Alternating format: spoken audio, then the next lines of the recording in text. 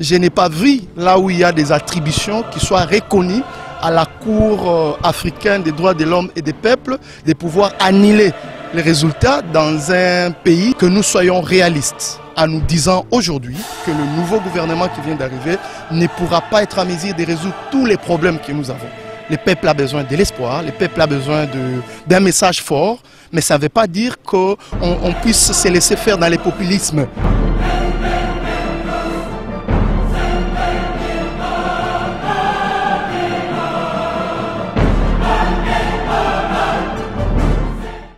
Ma réaction, c'est d'abord constater en tant que Congolais que cette élection a une marque de satisfaction.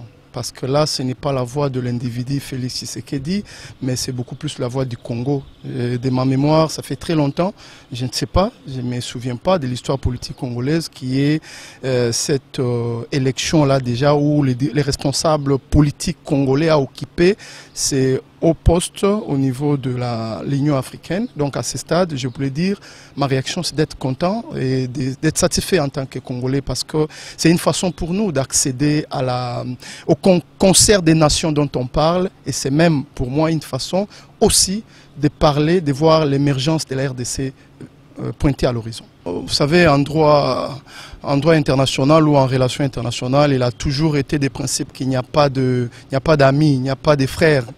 Là-bas, c'est un problème d'intérêt.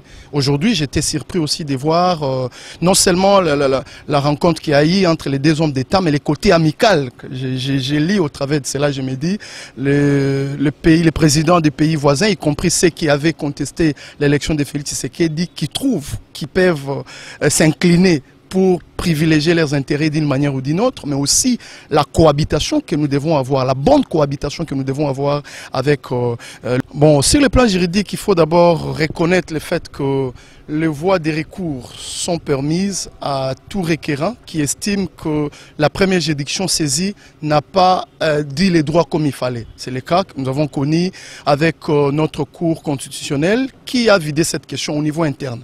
Mais au niveau extérieur, je vais dire, si le plan des droits, en lisant la charte des Nations Unies, de l'Union africaine, y compris même la déclaration africaine des droits de l'homme et des peuples, je n'ai pas vu là où il y a des attributions qui soient reconnues à la Cour africaine des droits de l'homme et des peuples de pouvoir annuler les résultats dans un pays, dans une nation et ordonner, vous savez, la pratique. Moi, en tant que juriste, en tant que procédurier, je me demande comment ça va se faire. C'est les juges qui vont venir auditionner les témoins congolais, c'est prendre le bulletin de vote congolais, les recompter. Ils les feront ici au Congo, ailleurs, à Addis Abeba. Vraiment, je vais même dire que de mémoire, je ne connais pas un pays qui a eu avoir gain de cause avec une telle démarche. Bon, il faut dire qu'il faut tenter. Il y a un principe qui dit en droit ce qui n'est pas permis, ce qui n'est pas interdit est autorisé. Peut-être que dans ce sens que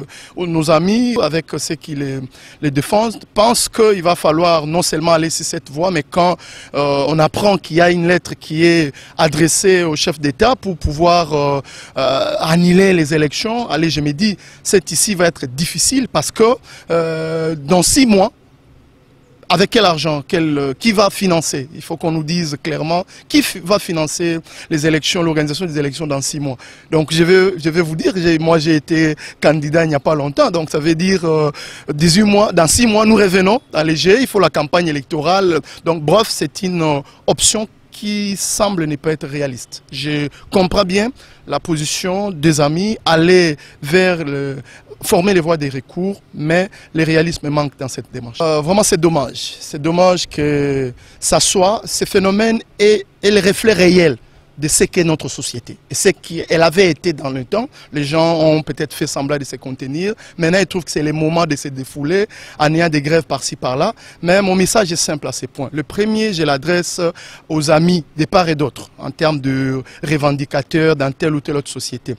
Que nous soyons réalistes en nous disant aujourd'hui que le nouveau gouvernement qui vient d'arriver ne pourra pas être à mesure de résoudre tous les problèmes que nous avons.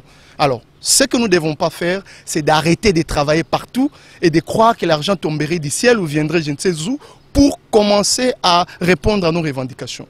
continuons à travailler, mais préparons nos cahiers des charges pour faire parvenir ces revendications acquis des droits et non organiser une série de grèves par-ci par-là à tout moment. Nous allons nous bloquer et nous allons même bloquer les pouvoirs qui viennent d'arriver. Alors là, je m'adresse deuxièmement, c'est à ceux qui sont censés déjà être là, le président Tshisekedi et son équipe actuelle, mais aussi le gouvernement. N'oublions pas que nous sommes dans un régime qui fait que les présidents de la République ne soient pas les seuls qui décident sur tout. Il y a le Parlement qui doit être mis, qui est déjà mis en place, dont le bureau définitif n'est pas encore élu. Il va falloir que nous attendions que ces bureaux soient là, que les gouvernements soient connus, de manière à ce que ceux-là puissent aussi s'occuper de leur part. Mais à ce stade où les grèves vont en grimpant du jour le jour, je demanderai à ce que le président de la République actuel fasse un message à la nation, demandant aux uns aux autres, qui n'est pas magicien, comme le disait le fait président Mobutu, pour résoudre tous les problèmes à la fois, que les gens lui fassent confiance, mais qu'ils attendent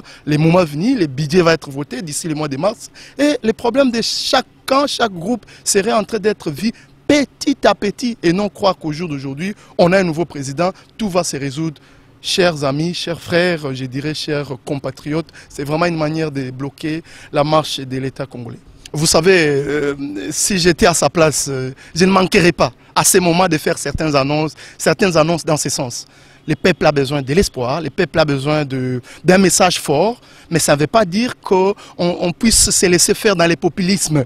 Vous voyez ça? Que ces messages soient des messages réels du type oui, gratuité dans 6 mois, qu'il y ait déjà les gens qui sont en train d'y travailler. Mais qu'on ne tombe pas dans ce qu'on a vu dans le passé, on vient, on fait des déclarations juste pour engueuler des foules et puis par après, ça ne devient rien du tout. Donc nous ne pouvons pas dire parce que le président de la République a promis en termes d'enseignement, comme ça il va résoudre tous les problèmes à la fois. Donc là, j'ai fini pour dire, vraiment les réalismes nous appelleraient à nous dire, ok, les problèmes sont là, allons-y petit à petit, avec la volonté qui se manifeste, l'on va résoudre ça.